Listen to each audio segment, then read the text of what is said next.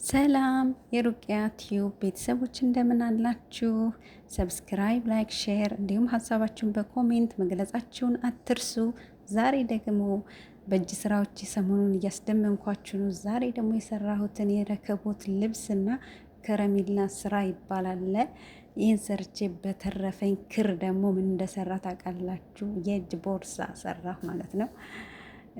የእጅ ቦርሳ ይሄንን የምስል የእጅ ቦርሳ ሰራሁኝ ማለት ነው። ለመጀመሪያ ጊዜ መስራቴ ነው። ቦርሳ እንደዚህ ሶፋ ላይ የሚደረጉ ምናምኖችን እሰራለሁ ከዚህ በፊትም። የእጅ ቦርሳ ግን ለመጀመሪያ ጊዜ ነው ማለት ነው የሰራሁኝ። ይኸውላችሁ ይሄን በሚመስል የእጅ ቦርሳ ሰራሁኝ ማለት ነው። ሌሎችንም አሳያቸዋለሁ ምን እንደተጠቀምኩ ታች ላይ ለራሱ ማለት ነው። ምን እንደተጠቀምኩኝ ካርቶን ነው የተጠቀምኩት ታች ላይ። ከዛ የሆነ ልብስ ነበር ያንን አለበስኩት። በዚህ መልኩ አያያዝኩትና የሚያምር ቦርሳ አያችሁት? በጣም ቆንጅዬ ማለት ነው።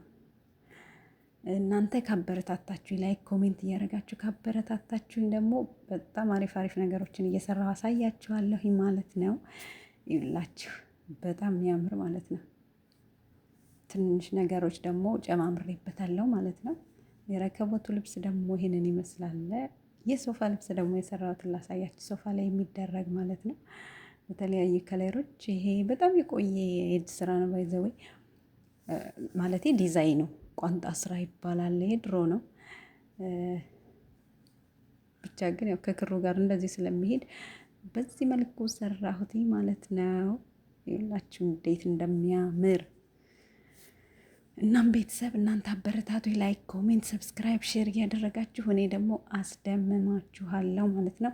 ስለተከታተላችሁኝ ከልብ አመሰግናለሁ። ቴንኪ ሶ ማች